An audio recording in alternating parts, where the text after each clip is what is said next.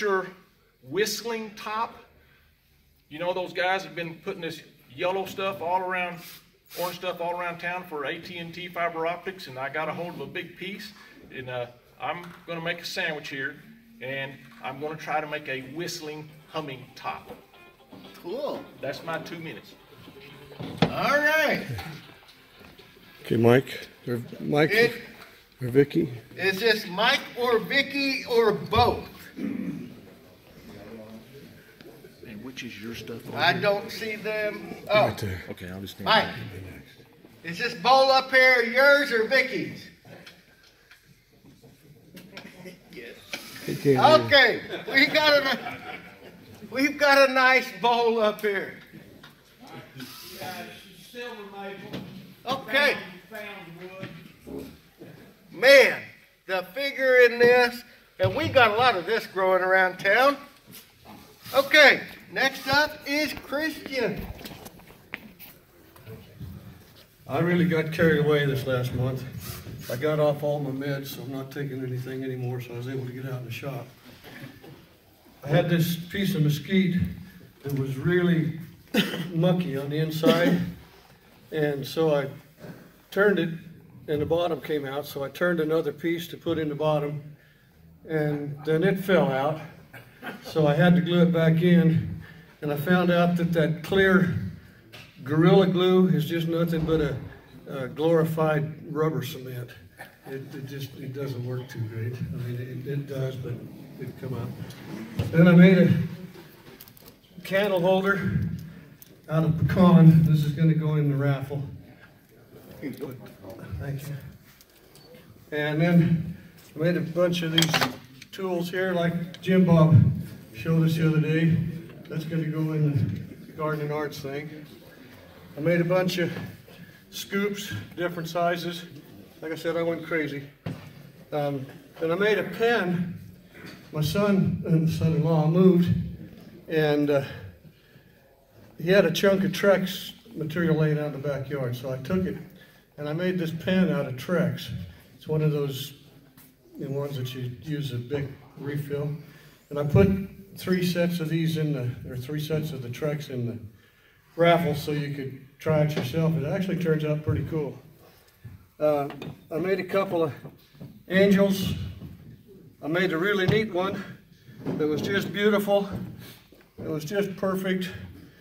And I put it on the Beal buffing wheel, and it grabbed it and ripped it in about 19 pieces.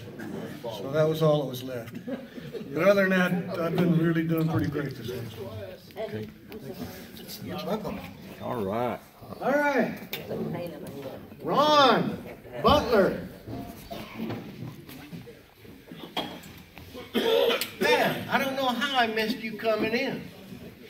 You standing up here in the front talking. This is a large bowl planter, segmented maple and black walnut I made for a lady in La Mesa that's retiring. And now I've got to make one for my wife using black walnut. She likes the form on it. Our last segmented class in La Mesa, I think we had 2 people, maybe 3. I don't know if anybody's still interested in coming to La Mesa and learning how to do segmented turning or to cut pieces and glue up. But if there is anybody out there, holler at me. Maybe we'll try to do another class in April, March or April when the weather's good. And we'd like to have more than one. We used to limit them to 4. Now we're down with everybody come if you're interested. After last month's demonstration on making rings, over the Christmas holidays, looking at the woodcraft in Utah, they've got quite a selection of blanks and that you can order and make rings.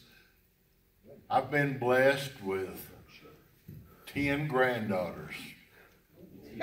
So guess what we're making at my house now? I've spent, in the last 2 weeks, I've ordered over $300 worth of ring blanks and rings from Craft Supply, so all the granddaughters are getting rings, plus all of their friends. And I've got granddaughters from 3 years old to 30 years old, so it involves a lot. But anybody that might be interested in coming to La Mesa on a Saturday to learn how to cut segments and glue them together and maybe get interested in segmented turning.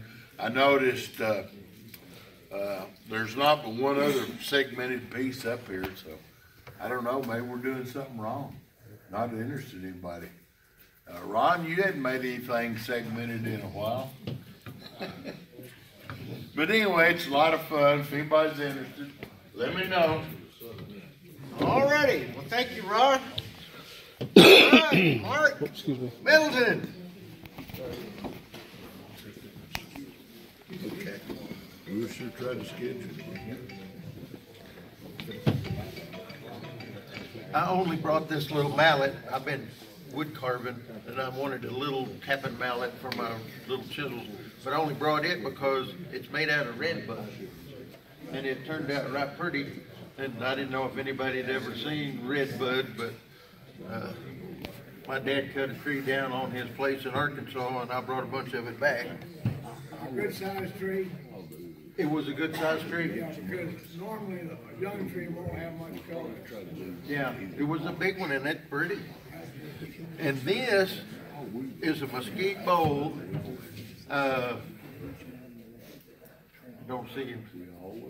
Where's our president?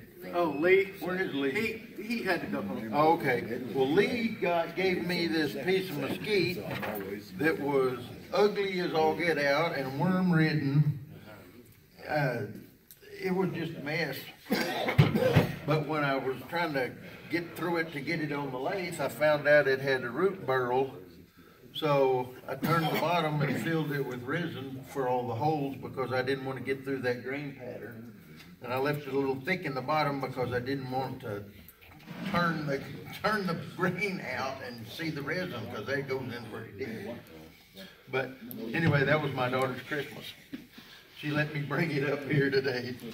And then this I bought off of Amish gentleman in Arkansas. I wish he'd have had more of it. But Is that hackberry? This is hackberry, spalted hackberry. And anyway, it wasn't as much fun because it's very spalted. And this was just a prototype. It was just a piece of wood. It was cracked, and I just wanted to see if I could do something, either carve around the rim, or I would carve that out and then wood burned it. But, you know, it's just a prototype to see how it looked. You never know until you make one. And this is pretty special. It didn't get turned, but my daughter's boyfriend called me up and asked me if it would be all right if he asked my daughter to marry him. And he hadn't asked her yet. And I told him, I said, well, can I make a ring box that's got magnets that clicks so he could, you know, put the ring in it to give it to her. So she don't know about this yet. She gets it next month.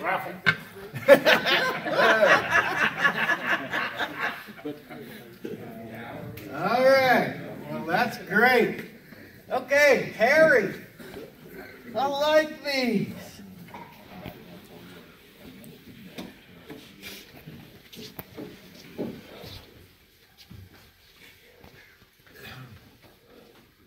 I'm sure one of the things we all have in common is what in the world to get your wife for Christmas. And it happened to the year before last at SWAT, I bought some what was called Red River Maple. And I thought, well, it's a pretty wood. It's a box elder. But one little fallacy that I would like to anybody else that got hold of that is that as you're cutting it, you have little breaks occur in it. And each one of these things, you think you could do it in about 20 minutes. By the time you glue them back up together again, it's about a day, day and a half for each one of them. And some of them are worse than others, so I got the name of them. Shorty and one of them got in a knife fight in a bar. Just got out of the joint. So anyhow, they're napkin ring holders, and she was pleased with it, and particularly more pleased because I put a $50 bill in each one of them. Hey, that's great. You gonna put any of them in the bracket? Building fund. All right, Ron Peterson.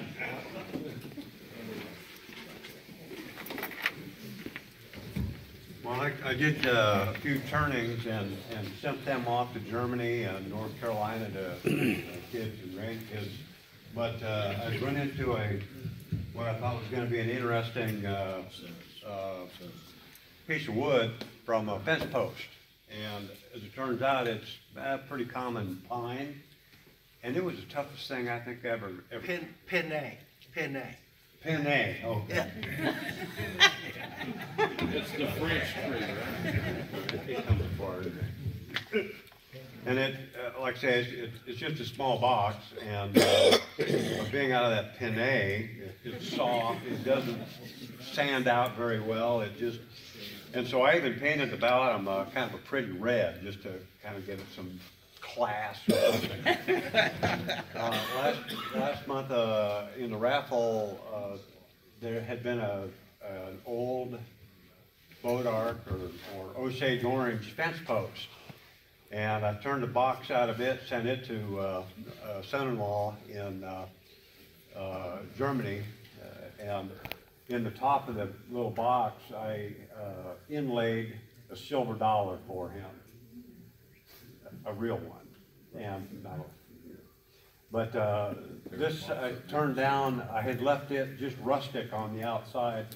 This one piece of the post, I started turning down, and I thought I had it round, and lo and behold, it still has about an 1/8 inch, maybe only a 1/16 of an inch of the outer bark and things, and it was shattering a little bit, and I stopped. But I'll continue on that. I might put that in the raffle if somebody thought they'd like to turn that. It's up to you. Do it. I don't know if we would consider that being a winner. Well, the box I made did not fall apart. Okay. And the box part sanded out, and it was beautiful. It's a beautiful, bright yellow wood. So I'll put that in the raffle. Maybe somebody, a real turner, would get that. Well, you know, not a beginner. In 100 years, it'll be black. I'm sorry. It'll be a slave boat. Okay. Now, Be firewood. y'all know my tendency to be punny. I've kind of saved these next two for last because there are two top turners for this month. Jim Burt.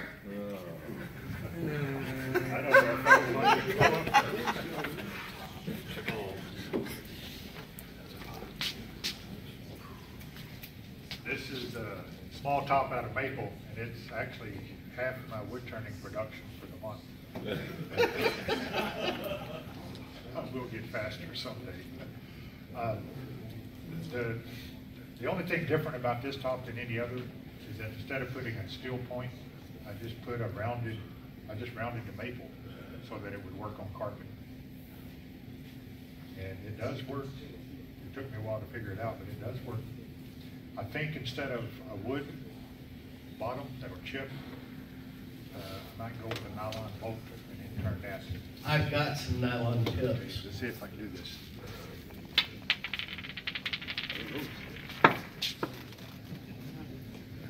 Goes. It'll spin for about 3-4 minutes. All right, it's down there. I think this would be something we could sell the dog out of at the. Yeah, it takes about Took me half a month, I guess. But it takes 10, 15 minutes. It takes me longer to chuck it up for the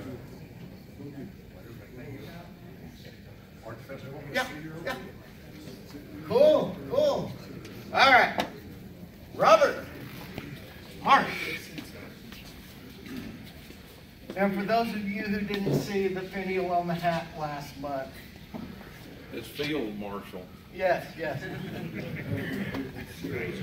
Okay, Jim Bob makes these things for all the kids at his church. They have a ceremony and he gets their name engraved on them. This one was one of his seconds. And he just threw it on the floor and it got water stained and whatnot. And I looked at it and said, I can fix that up. We can get $10 or something for it at the Arts Festival. What kind of guts is that? Is it BBs or what? Black-eyed peas Black-eyed or peas. beans. I made this to give to Dick Markham, and he gave it back. He says he's kept it down, which kind of leads to another story. But this is made out of cotton and corn, so it's the raw cotton stuff that I make the pins out of. I started making these kind of tops with that style of launcher that Scott Goins got, so this is something that even little kids can do. And these puppies, you spin that, you pull that string, and these things go for a long time. I made this so you can spin tops on it, so I got 3 or 4 of them here. This is another Corian ring I made, and I broke this one too, and I realized that every time I break these, it's when I'm hammering on something, I'm holding it, I'm left-handed, so I have this on my right hand, and I'm banging on something, and this will shatter. These things will hold up, I'm sure, to daily use, but you can't use them if you're a tradesman or you're doing anything out in the shop. If you got one, take it off. And then Gary Beach comes by and gives me a whole bunch of Fatso stuff for Christmas. And his wife made a whole bunch of candy and cake and all that. So I made him a couple of pins. This one is antler with a little bit of gold leaf in it. And then this one is, we decided it's box elder or buckeye? Box elder. And so these are slim lines that I've kind of modified, so they're one-piece slim lines. But he took them back. You notice? He took those back. Here you go. Oh, no. No, I just had it back so I could do it with show. Then I hadn't done anything big in a long time, which is the reason why I made this. Hard to break too much roll. But I made this out of a piece of mulberry, and the problem was I had it too close to the pith. I turned that, and right when I was getting right to the end, you can see it's almost done. It broke. So I got another piece of wood, and I did, and it was also real close to being done, and it broke. And this got Jim Bob very upset because I had this thing up on the chuck on the lathe, and I gave it a few whacks with this big scraper. I was upset. So then I made this just so I could make something big.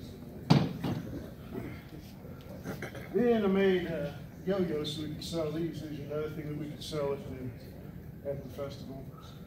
I made it out of Corian. It's really not that good a choice because you really have to zap that sucker to get enough spin on it for it to work on the yo-yo. A bit hard would be better than this. But still, it's not good for what we can sell. Okay, then, if any of you guys saw in the newsletter, the little bitty pots that I made a few months ago, somebody comes and shows me another one they got on the internet and said, oh, I can make one smaller than that. I mean, somebody else made one smaller than that, so. You want me to hold the mic? Yes. So first off, this is a tool rest. What it is a 5/8" bolt, and I put a captive nut on it, and then took an old wrench that was good and cut it off and welded it on the top. The thing about this is that you can adjust this very, very finely. It allows you to do stuff like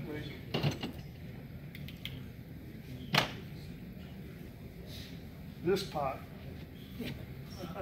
which I don't put it out here because if you sneeze, it's gone. It's about this big. It's about 1/8 of an inch in diameter. And If you want to see it, I'll show it to you, but I'm not going to leave it up here on the bench. your material for that was, A piece of brass. and it was 3/8 to start with, or a quarter? It was a quarter. Quarter inch. But then I made.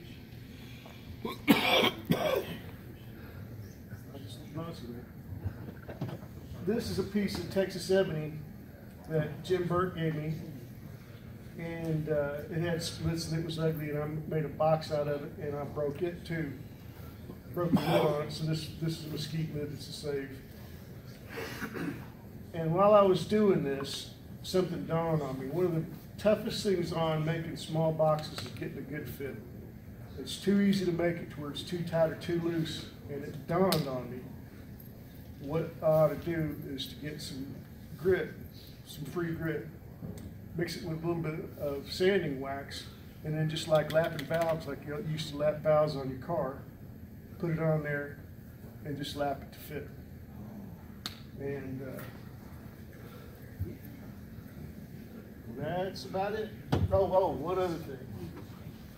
Now, this thing is just two pieces of MDF stuck together. I saw this. If you take one of these, I just put it mounted on a bolt, and Jim Bob's got this mandrel that he puts his buffer wheels on. The problem with that is every time you take it off and put it on, you have to retrue this. And if you have abrasives on it, that destroys whatever you use to true it up. So I was thinking about that, and then it dawned on me. If you have a mandrel for turning bottle stoppers, you drill a 5/16 hole, thread it on there, true it up, and then that way you can do it time after time. It'll be centered each time. You can just take your 6-inch disc of MDF. This is too big, I found out. So I took the other one and turned it down, and it's too wide, so just do a single one. But you take this and you put some white rouge on it, and you chew it up on a grinder, your screw on a grinder, you can put a razor's edge on that sucker inside of 30 seconds. And I mean a razor's edge. This thing, you turn it backwards, and you can just hear it when you get the heel and the toe of that hollow grind on there. It makes a distinctive tone. You can hear it very clearly. And really, inside of 30 seconds, you lap both sides of that puppy, and it is razor sharp. It is super easy, super fast, and nothing else comes close. Okay, one thing that is super important about that is the way lathes run usually. Yes, yeah, make sure it's going backwards. You don't want to put the point of the skew into it with it coming this way. I've got a reversible lathe, so we run that in reverse, and with the top of the wheel going away from you is the way that works safely. Become left-handed and do it from the back, like I do. Yeah, you can do that. Yeah. If anybody wants to see this little pot here, I'll show it to you, but I ain't gonna leave it out here because really, if you sneeze, it's gone. All right. And I got a magnifying glass. Yeah, it was kind of hilarious. The first one he tried, he dropped it. Dropped the top of it. Which one? Well, there was one of them you did. I mean, he's out taking the taking sawdust outside trying to find it. That's why you make it out of steel, so you never found it. Okay, Coy Hunt.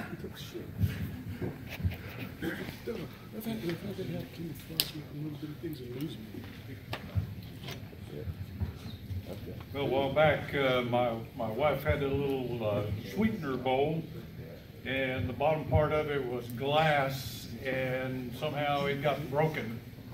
And she found another one that the metal lid didn't fit very well. And so I decided, well, why don't I just make you a little sweetener bowl?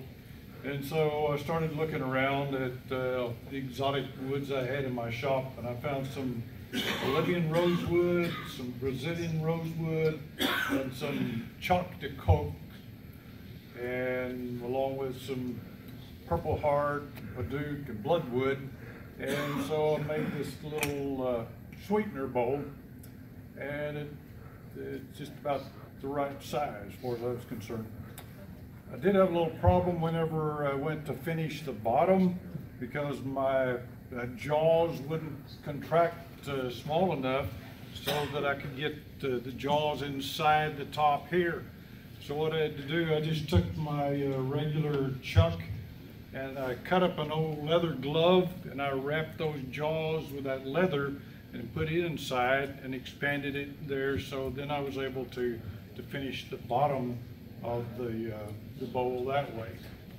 You have to be careful not to exert too much pressure or you'll crack that ring. Didn't want to do that. By the way, Ron, I think the reason more people don't want to get into segmented turning because they don't like all that glue mess on their fingers. That's the reason I do it. It makes you peel it off after it dries. You go back there. All right, well, I'm sure your sweetie likes that. She does. Yeah, once again. All right. Thank you for everybody that brought. But Robert talked about the cotton.